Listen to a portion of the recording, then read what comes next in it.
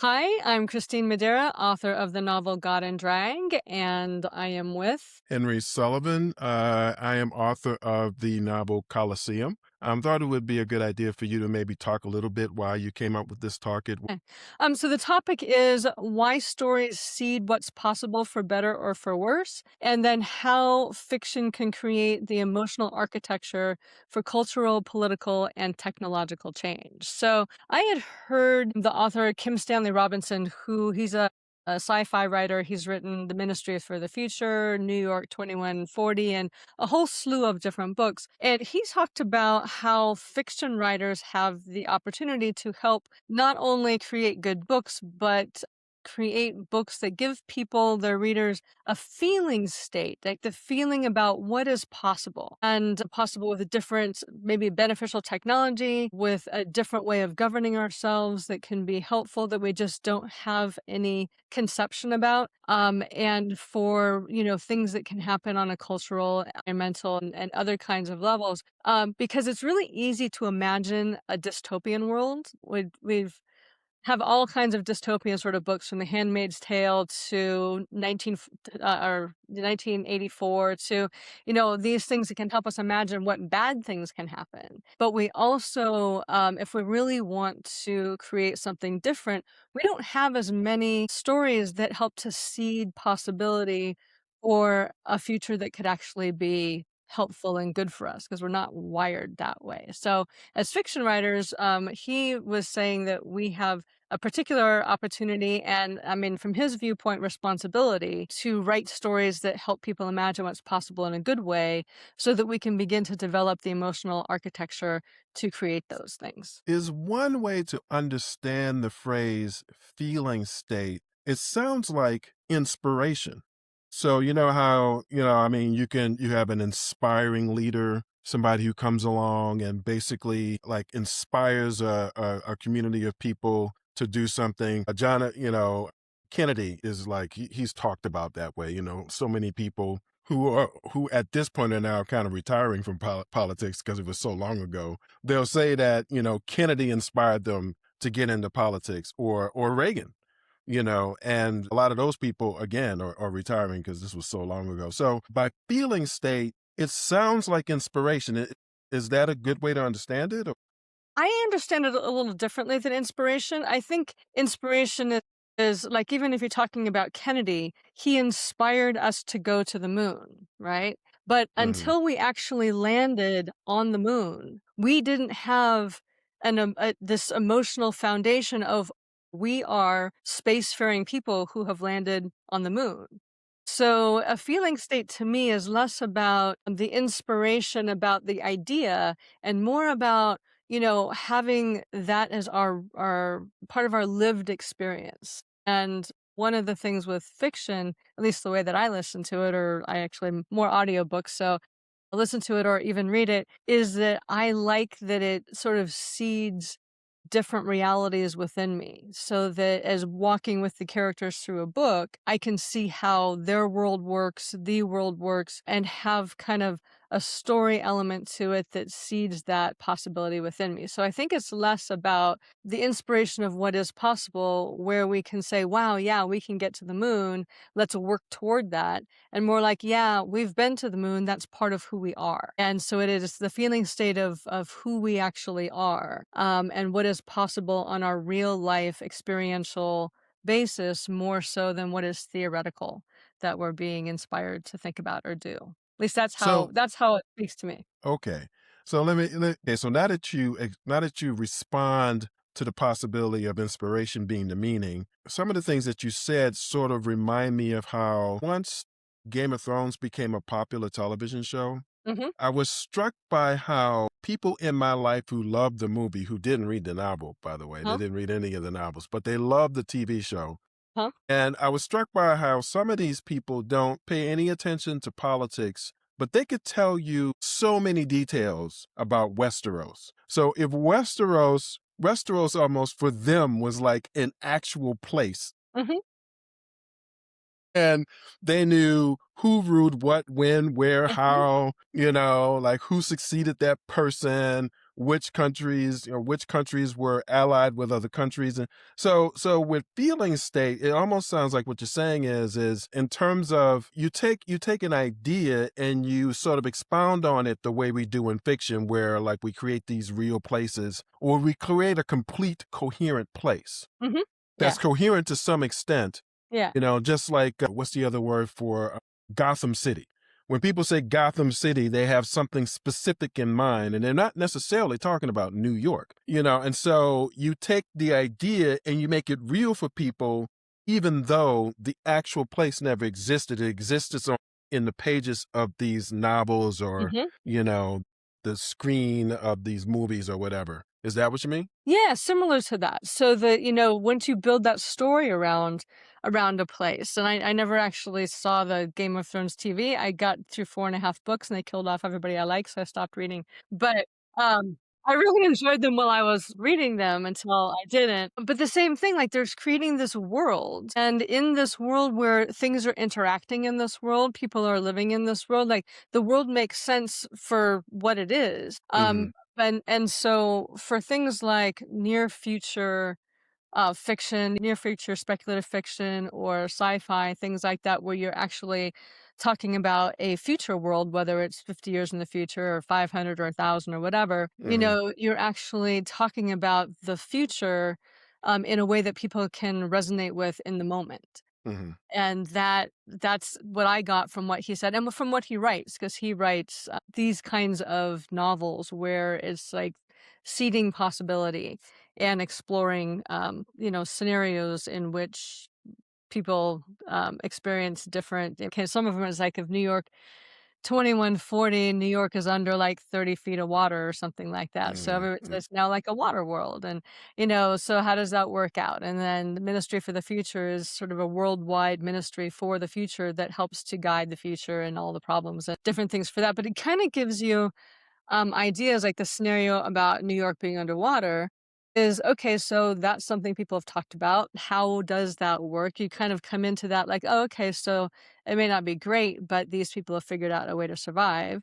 Or a ministry for the future where the whole worldwide orientation has shifted from how it is now to something that is actually future oriented. And how do you create something worldwide that is actually thinking about the future as something that could be sculpted and created rather than just let it happen? So I don't know. I kind of got off topic on there, but No, no, no, no, no. You're on topic. I mean, my next question though so you kind of presented this feeling state idea or this Mhm. feeling state that is established in a certain kind of fiction as a contrast to dystopian novels. And so what's an example? Can you give an example of a novel that does what you're describing besides the author that you're quoting? Because it sounds like he does that sort of thing. Mhm. Is there anybody else that maybe, some people might be familiar with where It's hard because there are not people really doing much of this work. There is some people doing things with, I can't think off the top of my head, cozy sci-fi. So sci-fi that's more along the lines of a cozy, where it sort of feels good and there's a little a mystery story and a human interest and that kind of stuff. So it's not the scary future stuff that we sometimes get. But I think it's a real lack of a real open place where we can do a lot more, because I haven't really come across many things that I haven't come across any, really. A little bit, what's his name? Neil Stevenson, I think, has done a little bit with some of his books that talk about the future and it not being quite like there's a critical incident, things go terribly wrong until they don't. And it's sort of a morality tale about the future, but it doesn't really it seeds ideas, it doesn't necessarily seed feeling states. And I think it's something that's really missing in the sci-fi-ish and speculative fiction, near future type of literature, because there's not things that I've seen. Doesn't mean it's not out there. So if you're listening and you know some of these things, that would be terrific. The one thing I've been reading, John Mars, who does techno dystopia. Techno dystopia to kind of get you to see the problems with AI and some of the cultural stuff. It's not quite as apocalyptic or dystopian. It sort of takes a particular piece of what's happening now and says all the things that can go wrong with it. And it's not apocalyptic apocalyptic and it's not as dystopian as things like The Hunger Games. Mm. And we have a lot of dystopian literature out there, but I do think it's an area that if people who are fiction writers are interested in creating a better world, that imagining other futures to give us ideas and feeling states about what might be possible and how we might be able to work together to create solutions is a real, open field right now to explore. Well, what about Star Trek? Would Star Trek be an example of that? I mean, where you have this, think about all of the money that would have to go into building the Enterprise. And Mhm. then, you know, you have this huge crew on this huge ship, and their only mission, I mean, Artemis is circumnavigating the moon right now, whereas the Enterprise is basically sent out to the distant, you know, uh, and their only mission is to just basically like explore and find things. Yeah, well, I think that it does for, like, space exploration. I mean, I like the Star Trek, for space exploration to make it seem like we can just go and explore and meet other beings in other places and, help to solve problems, and then the Well, not Federation and all that stuff. not just we, like, a white guy is the captain, I don't really remember what Kirk's like, I mean, what his background is. I mean, the main thing I remember out of his character is he's supposed to be kind of like, sort of adventurous, free thinking, that kind of thing. You've got Scotty, in the Right? engineering Yeah. room. You've got McCoy as the doctor. You have Uhura Mhm. as the communications person. You've got I forget the guy's name, the Japanese guy who was I believe he was basically a pilot on the ship. So Okay. you have this international, I mean, Mhm. the intent was to make it an international crew. So I mean, in a way, like when you talk about how a feeling state takes something that is an idea, but it creates this world that has its own coherence. Star Mhm. Trek has a certain coherence, It does. and Yeah. that coherence isn't just technology. And the other thing about the technology, because I'm thinking of another example that's not about feeling state, but the other thing about the technology is it's not primarily for military purposes. Yeah, that was a huge thing with Star Trek. That was a huge thing about Yeah. Star Trek, which is an interest. It's interesting that it's an American It idea. is, but that was the time when in America, we were really trying to open up to a larger, larger group, larger story, larger experience of America. Star Trek was a good example of that, and they really did some interesting things with that, and I think that's why it might not have lasted long on TV, but it was a cult favorite. It still is. People still love it. Yeah, But I it's love Star Trek. also something that is a feeling state, and I like that idea that this international show, we're working together. I find it interesting that they had to put it on a spaceship because would that have worked on Earth? And Yeah, I that's mean, so to your point, I've heard actual scientists say that we've invested more in exploring at least the near space Mhm. than we have in exploring the water.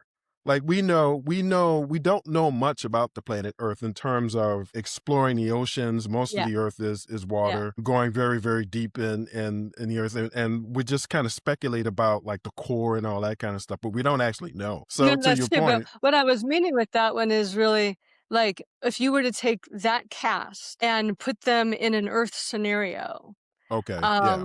would that have worked as well? It's okay as a future thing, speculative, all of this kind of stuff. They're working together, they're exploring space. It's not about, you know, some corporation getting it or a military thing. But that whole dynamic, if you'd have taken it and tried to put it in an Earth-based scenario, I don't think would have worked Mhm, as well. But it did see mhm, the feeling state in terms of, wow, maybe space exploration, when we're there, we will be different people with different priorities and be able to work together in different ways. Similar to that, like if you were to take that idea and put it in a near future Earth-based something where we could see, oh, wow, here are systems working together. Here are how people are working together. Here is how, we can create something that is not financialized in a way that actually supports humanity, like OpenAI was supposed to be. and didn't end up turning out that way. Right. But if you create stories or, series or and there's probably more in the way of series like this, but I'm not sure, that actually show what is possible for us in a near future scenario so that we can begin to identify with that. I mean, Star Trek inspired millions of people in a lot of different ways Mhm. for space exploration, for all kinds of stuff. But if we were to do that in stories land-based, earth-based in the future that were not about everything falling apart, but about maybe and maybe it's post-apocalyptic, but not like a lot of the post-apocalyptic stuff out there now is like, everybody's dying of a disease and there's people with, they've mutated knives in their hands and it's all very bleak. But what would I happen never if got we the had idea what? I got the idea that Star Trek was post-apocalyptic. Like, I don't I mean, it's No, been a no, no. while since Star Trek to the other stuff out there now. Like, Okay, okay. even if we went to something post-apocalyptic, everything post-apocalyptic or I mean, let's say post-collapse. And there are a little bit more things coming up post-collapse, like the society collapses and then what's next. To me, that's a really interesting place to go to with fiction. Not an apocalypse necessarily, because then you have to start from scratch, but a collapse gives you a different, usually you've got some systems in place post-societal collapse in which you can build things. And there are people thinking about this in on Substack, in shorter fiction, some of that, but I haven't really seen any longer fiction about what is next that is not mired in catastrophe and, the 1% ruling everybody and everybody else is in chains and all that kind of stuff. Where's the hopeful stuff? Where are the stories that actually seed us creating solutions and being able to create something better after this mess has imploded? Well, yeah, I mean, I don't know, actually. I haven't run across that. I mean, it's interesting that you say, 1% ruling everyone because, of course, that's kind of the premise of the Council of Nobles. Yeah, yeah. Why don't you talk about that? Because that the Council of Nobles and even Colosseum, they were both really very direct um, intention kind of projects that really present a world in a particular way. So I've listened to Colosseum, which was really well done as an audiobook Thank you. and a great story.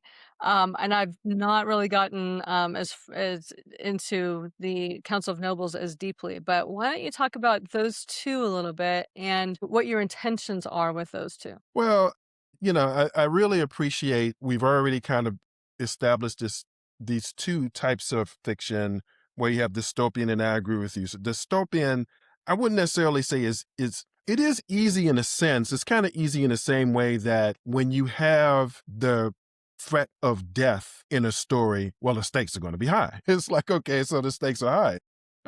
So it is easy in that sense. And then Hmm. this feeling state thing, I mean, we're struggling to even find examples of it. That is a very compelling contrast to the dystopian idea. The type of novels that I really like though are novels where they're insightful. And Hmm. so it's not like what the novel is trying to do is it's trying to present it's like a feeling state for a positive future after a collapse. That's not what these novels try to do. A lot of the novels that I really enjoy are novels that kind of help you. They take place in a completely different time, but in being in another time, they help you understand the present better. Like there are two novels that I'm thinking of right off the bat. One is Munich, which is about like the meeting that Chamberlain had with Hitler in Munich, and Hmm. is written from the point of view of two sort of administrative people. One guy, Hugh Leggett, which is an assistant to Chamberlain. Hmm. He's younger than all the other people on the British side.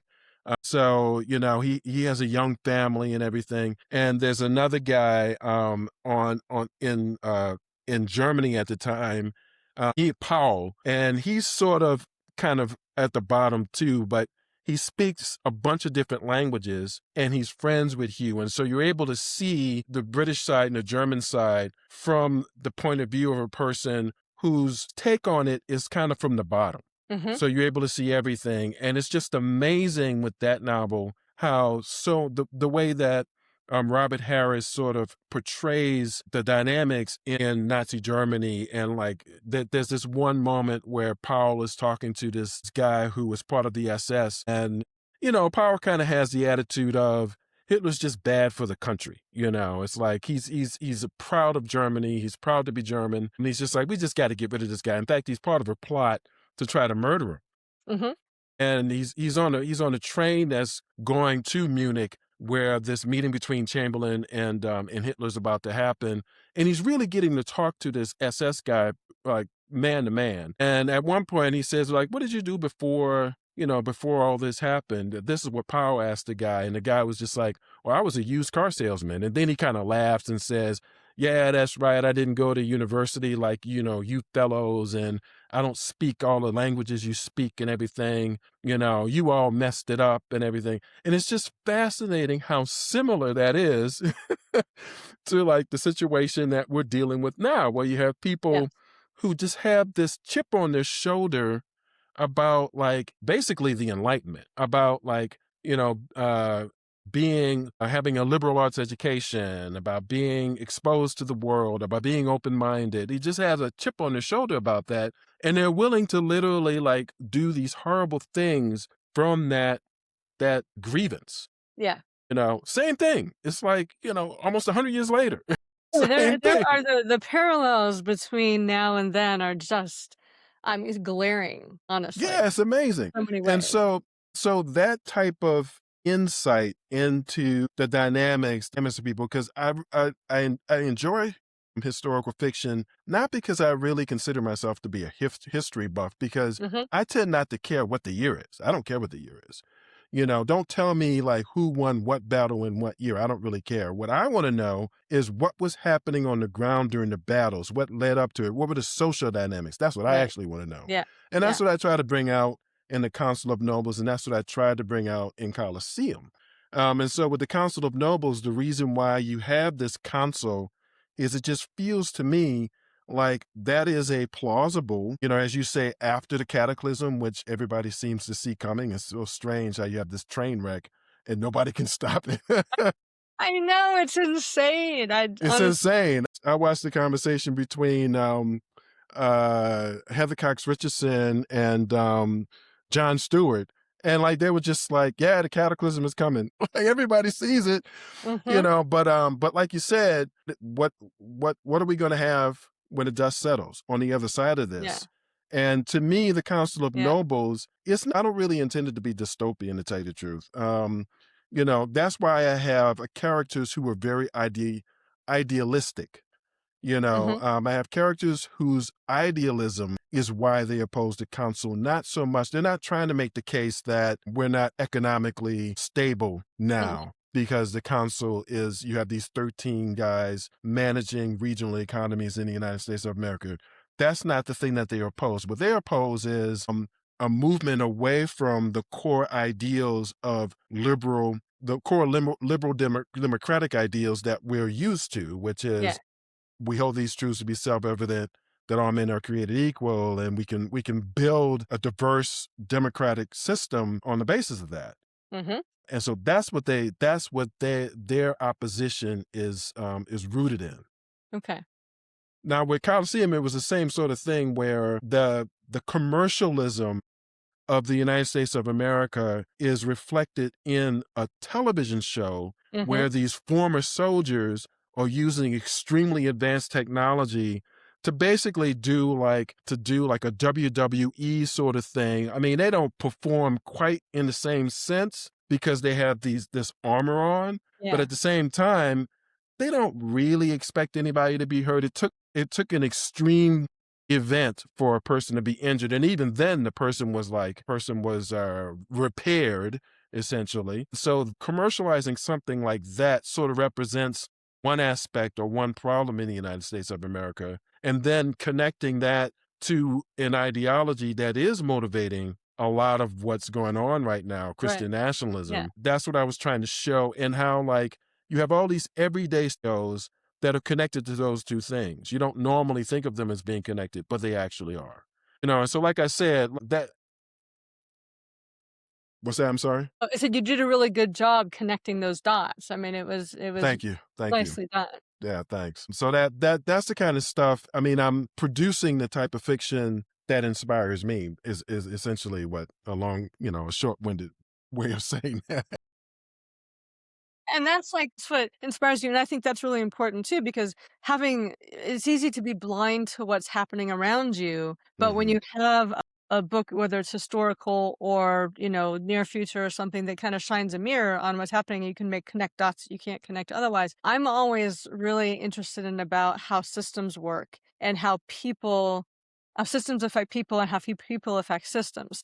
And I'm really have been interested in not the current mess that has its own trajectory, but what do we create from the current mess? Because there's all kinds of critical incidents that are happening every single day. But at some point, something's going to happen in which, we're going to have to make other choices. And so I'm really interested in pondering what those choices are and how we might get there and the things that we can do. Because if you look even at places like Substack, you've got people with these wonderful ideas, often working in isolation and talking about them in a nonfiction sort of way, and small groups of communities kind of working together. But one of the things that fiction does is it creates stories that we can identify with that can help bring some of these ideas to life in a way that a theoretical essay can't.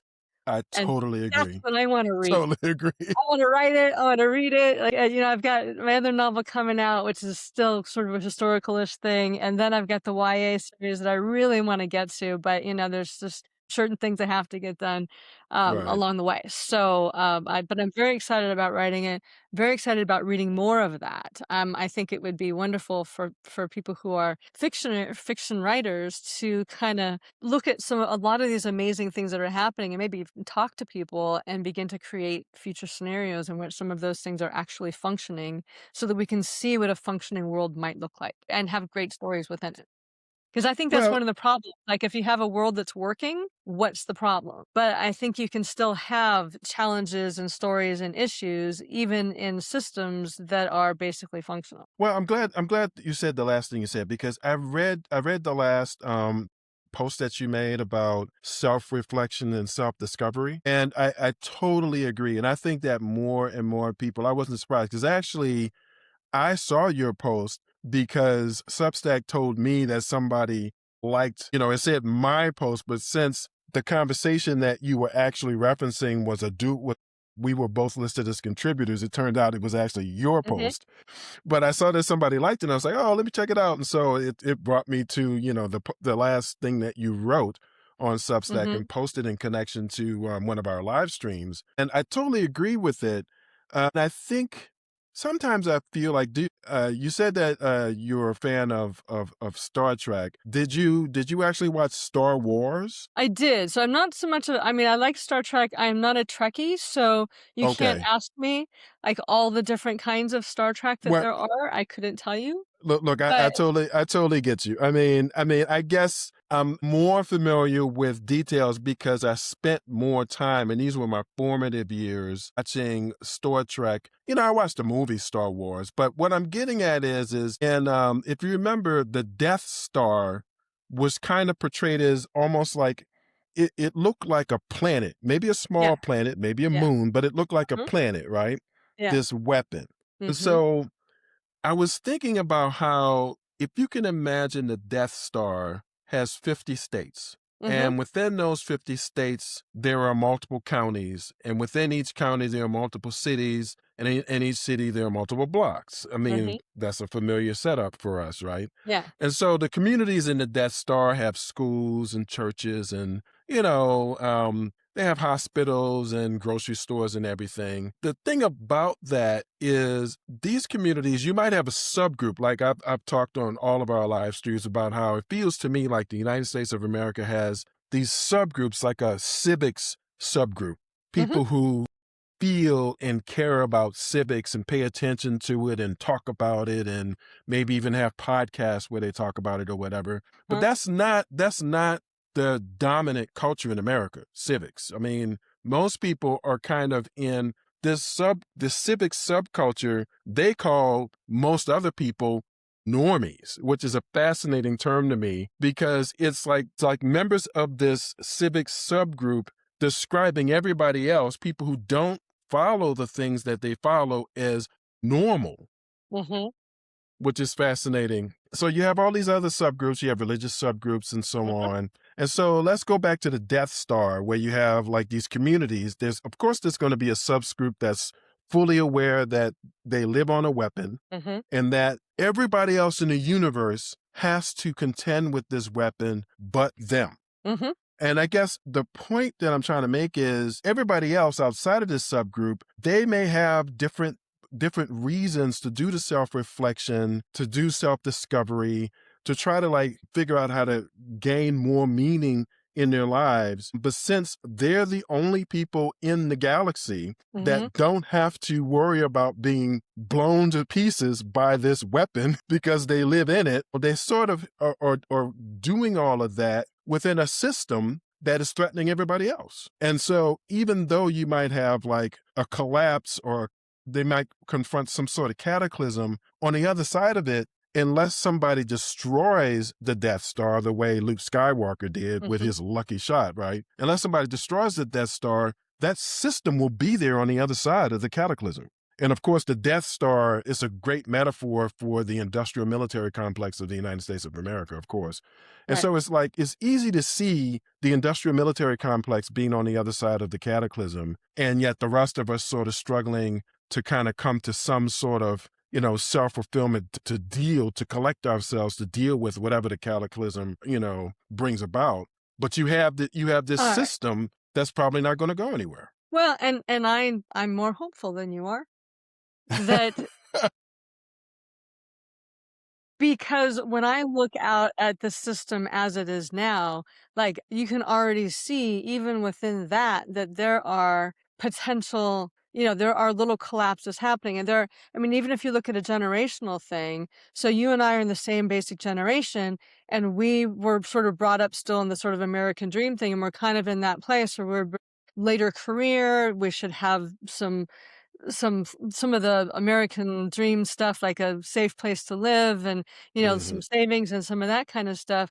Well, mhm, I my friends who have kids in their 20s who highly educated, can't get jobs, can't none of them have girlfriends or boyfriends, all that demographic stuff that you hear about, this is a group of people growing up that have a completely different experience than that's we right. have. Yeah, And as them as a demographic, I mean, they're in their 20s, a lot of them are in their 30s, they're coming up through into their teens, not tweens, and they're gonna start making some different decisions and create different systems. I mean, you look at the disruptive systems that we've already have, the disruption to with Uber and Lyft, with, apps and Airbnb, and I think as people are trying to figure out how to survive, because those things, a lot of those came out of the housing crisis out of 2000, and people needed a way to make money, so they could rent a room out of their house, they could drive their Uber car, they can do Grubhub and stuff now, and I was listening to a thing today talking about how,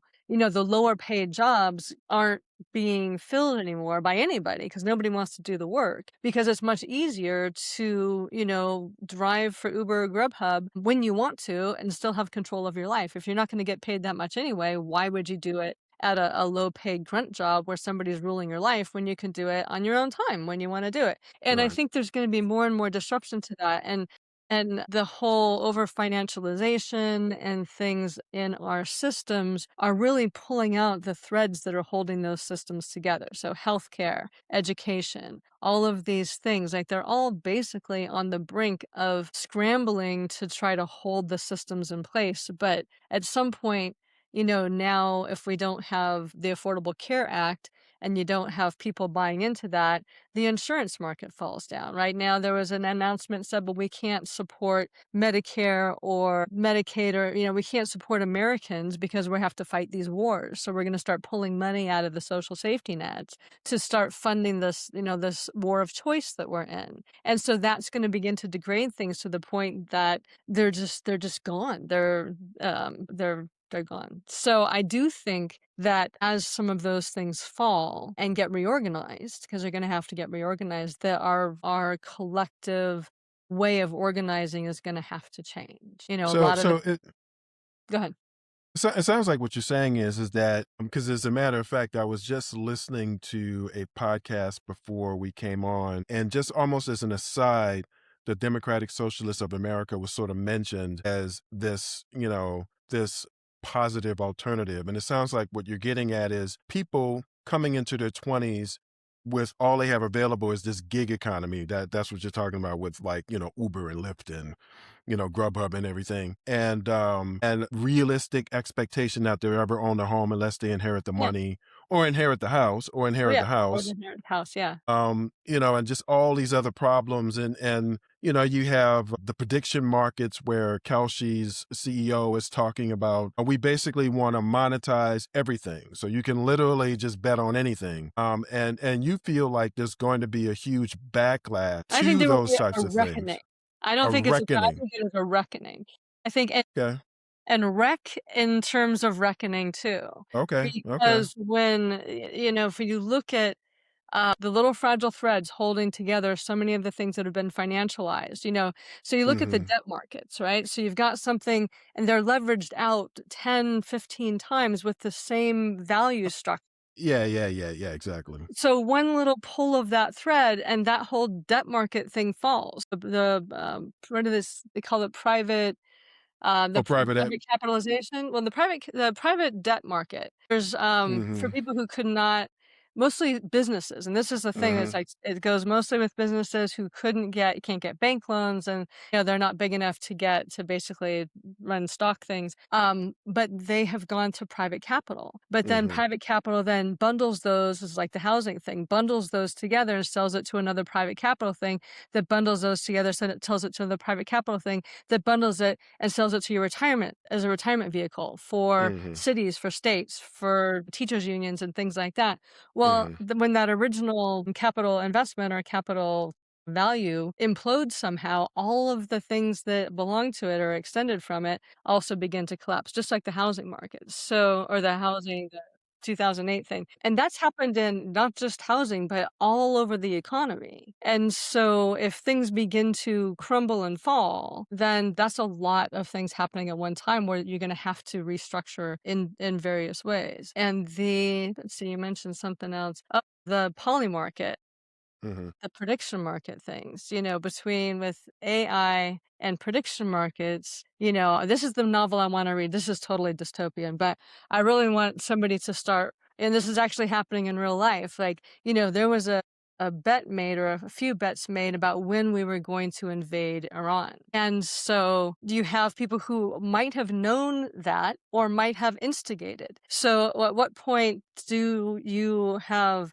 the prediction market and AI working together, not just only to decide what to bet on, but how do you initiate the sequence of events that cause what you've bet on to come to fruition?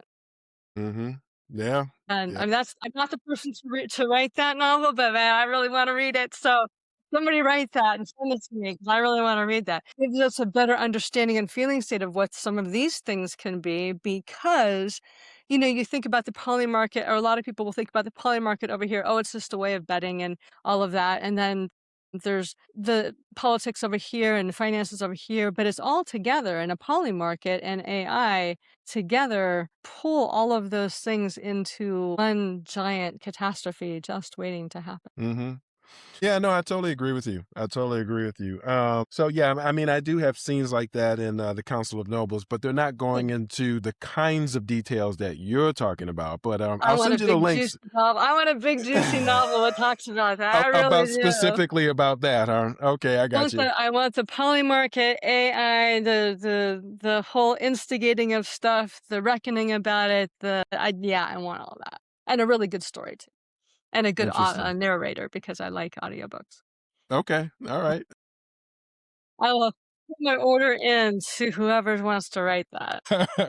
So, okay, well, in terms of, because it sounds like the YA novel that you described during our last live stream, it has at least an element, if I'm not mistaken, of the feeling state that you started off talking about. Yeah. Okay, so that Yeah. is true. Yeah. So, what is the feeling state specifically? Because we didn't talk about in terms of a feeling state. I kind of peppered you with a bunch of questions, sort of trying to poke holes. um, Which is fine, that's just fine, but yeah, so the feeling state though, yeah, how the actual world worked and how to pull it apart so it couldn't work, yes, I remember that. So the feeling state that I was really going for is, this is the year 25 of the new, human 2.0 or whatever. mhm, But it was really about a world that worked in a particular way. And then there was, you have the story that's set in that world, but a world in which, nation states don't really play much of a part. They still might be there like in name only, maybe for the Olympics. I don't know. But they're not what's running the show. This is, what would it look and feel like if you had more of a collective reality and collective governing, collective self-governance? And how would that actually work? Because obviously we have governance now where even in democratic states, you can't really trust your leaders to represent what people want. They've actively trying to dismantle what people have asked for and voted for and have in their state constitutions and things.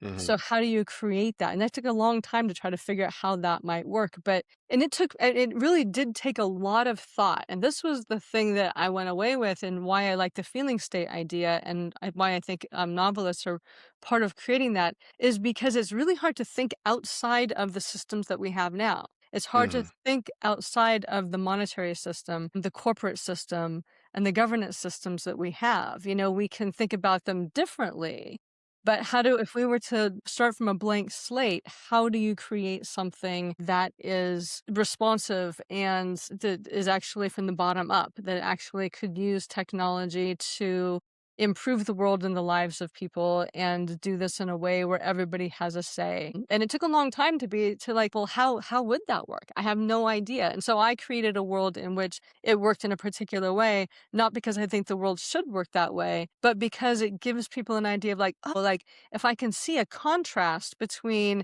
the life that I'm used to living and another kind of world that is operating in a different sense, like that contrast can give me ideas of, understanding what's possible. And this new state can give me this feeling state in this new place can give me this idea that there is actually something that is possible, that is within our grasp, that is not destructive.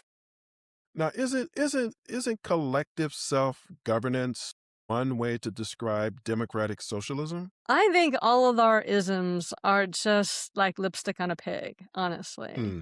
Okay. Because they're all structured. They all talk about, "Oh, we need the validation of the people, blah, blah, blah." But then it's still no matter who is doing it, what is entrenched in the system as we have it is government overreach and abuse of power and enriching yourself in your office. The higher level politicians, not so much state politicians, but national politicians, that they operate in a different world than the rest of us do. I mean, Delta was the one that announced, "Oh yeah, you're gonna have to stand in line now. We're not gonna let you politicians just walk onto a plane. If everybody else has to stand in line at TSA for 6 hours, you do too." Because there's this other sort of class that we give them, that they're elevated above the rest of us for whatever reason. And so we end up with these top-down things, and they're making decisions that completely contrary to what, you look at the administration, completely contrary to what they promised, because it meets other ends. And Well, so it's so not actually responding to us. But I think the potential for that is the same through whatever ism you're talking about. okay, yeah, what you just described about how there always seems to be a class above, regardless of the ism that Mhm. you build the government on the basis of. It kind of reminds me of how in Animal Farm, the pigs at first were basically to kind of rile everybody up. They said Huh? 4 feet good, 2 feet Yeah, bad, because yeah. the men walked on 2 feet. And then once they had met with the humans, Mhm. the pigs started walking in 2 feet. And so then they started saying 2 feet good, 4 feet bad. Yeah, but I mean, you look at communism, which was supposed to be the ultimate of, the people. It's all about the people. Well, it wasn't about the people. I mean, I was in Soviet Russia and we all just stood in lines and, you could see who had cars and were being driven around with little flags on the cars and, Mm, who was standing in line and didn't have any way to get transportation here or there, or, the apartments and the living conditions of people who were not part of the, elite and, they didn't have the opportunity that we had in the United States to be able to try to work your way up to that, except to join the party and work within that, ecosystem. And the actually, same thing with other you're places. saying that reminds me that, like, I've had conversations like this with people about, like, isms and Mhm. politics and governance and all that kind of stuff. But, how many political systems have you actually experienced firsthand? So you said that you lived in Russia when it was Didn't I communist. tra no, I traveled through there during the fall of the Soviet Union, so I saw the waning aspect of that, and I stayed in people's homes, I heard their stories, I got invited to this crazy dissident artist party, that was interesting, I bet. and so I was able to hear people's individual stories with that, and to see those things, and then my friend growing up, my best friend growing up, her parents had immigrated from Latvia, um, during or right before or during or a little bit after, World War II, so they had no, they lived in the Soviet system, so it was after that. So Mhm. they had lots of stories about that, and I, grew up hearing those kinds of stories. So they're here. I've lived in, like, Japan, but they had a little different sort of thing. I haven't lived under a communism or a socialism. I've lived in various Well, no, what I'm flavors of. saying is, that there's whatever time you spent in Russia, there's time you Mhm. spent in Japan when you were, Yeah, basically teaching English. yeah. You were in India for a while at one point. So I mean, we just described 3 fairly different countries, Huh? which have gone through different phases, Yeah. actually, at least especially Russia. So your comment about the isms to me has a little bit more weight, where it's like, well, I've actually seen what Uh-huh. this looks like. I'm not just being, because one thing that kind of turns me off when I'm talking to people about politics is when a person says they're all corrupt. Now, this is before now. I'm talking about, like, 10 years ago, Yeah. 15 years ago, you'd run across that person if a conversation about politics came up. And what they would say is I just, oh, they're all corrupt. And it just seemed kind of to me like a lazy sort of, like, I don't really want to think about the different positions that people have, or the different, ways that people are engaging with the political system. I'm just going to put a pox on all their houses, Right. which up until now was not fair. Now it's starting to feel a lot more fair because everybody does seem to be corrupt. Well, there's that, but I think that, anytime, to me, most bureaucracies, especially top-down bureaucracies, whether it's corporations or governments or something like that, once you have a bureaucracy, the function of the bureaucracy, the actual operating function of the bureaucracy shapes and forms to perpetuate the bureaucracy. So it's not that it's nefarious necessarily, but once you have something that's working in a particular way and people have figured out how to optimize their experience within that particular way, they want to preserve that experience and preserve the status quo so that they can continue to function in that particular way.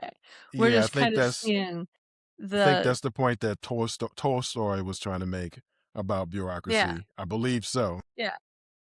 Well, and so you see that, like, we have there's a great quote, and I don't remember who said it, but it was, somebody talking with a Russian who came to the United States, and he said, "It's what I really admire or what I've noticed about or whatever is how good your government is at" what is the word I want? It just escaped me. Propaganda. And the Mm. American says, "Well, what propaganda?"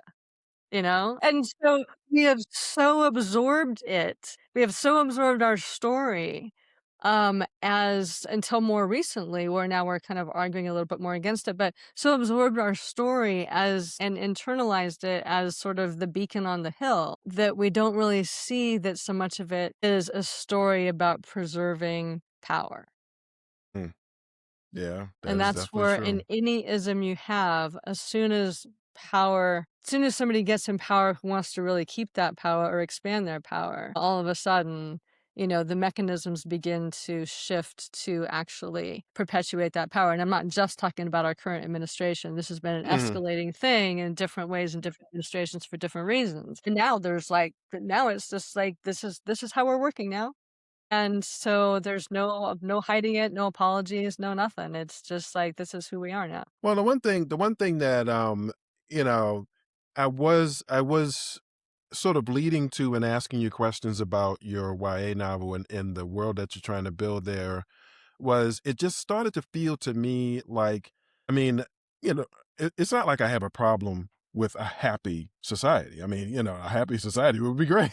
I was just like, okay, well, how would this work? How would this work? I mean, is it really possible to get there? But one thing that it felt like and it made me wonder, is it possible to have a happy society and at the same time have extreme levels or a lot of complexity? So, does the society have to be simple in some sense of the word in order for the people in it to be happy? Like, as you start to add things to the society, add more complicated technologies, add, more levels of government, just start adding things to it, Mhm.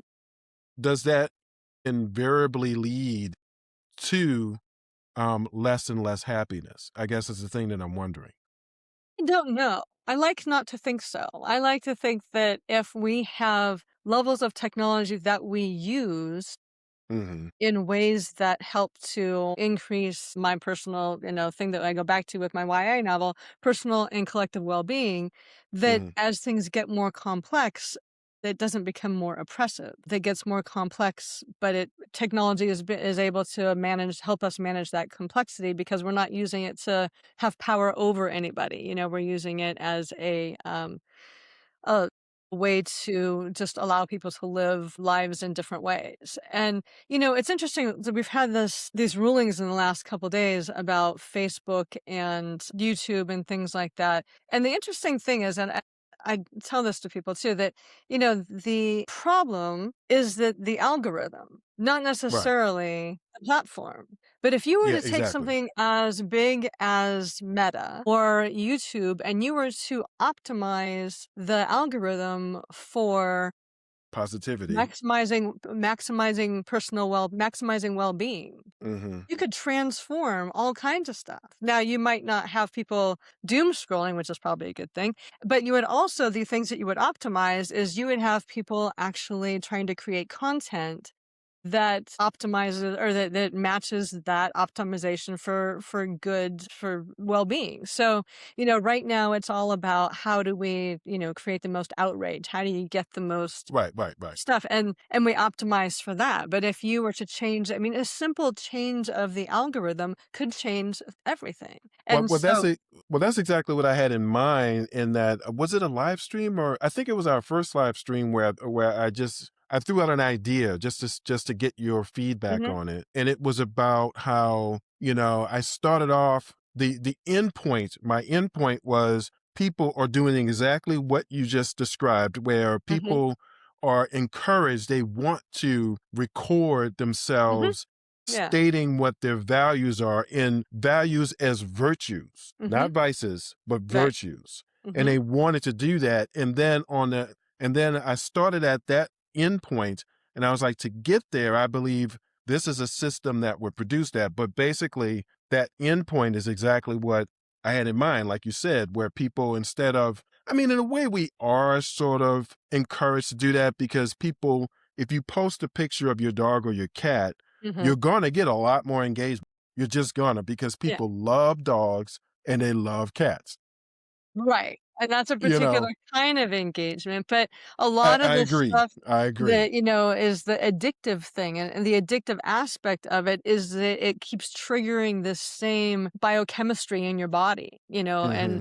if you're addicted to anger, you're gonna keep scrolling for things that make you angry, but one of the things that we have a harder time with is sustaining positivity and good moods. So And if you were that's what I was trying to describe, yeah, basically. okay. So and I guess I didn't quite get what you were moving toward with that one, but if you just a simple switch of the algorithm. And so when people ask, Mhm. "Well, how would this happen?" I'm like, you just switch all the algorithms. And we're all technologically connected. If everybody were to switch the algorithms to something that was actually helpful and supportive of mutual well-being and mutual thriving, we could change the world in a matter of a few years. Yeah, I totally agree. In fact, I mean, and we're at 4 o'clock now, so I think that's Okay. a great place to Next conversation. that's a great place to end our conversation. So, thank you for everyone for hanging with us while we discuss these things.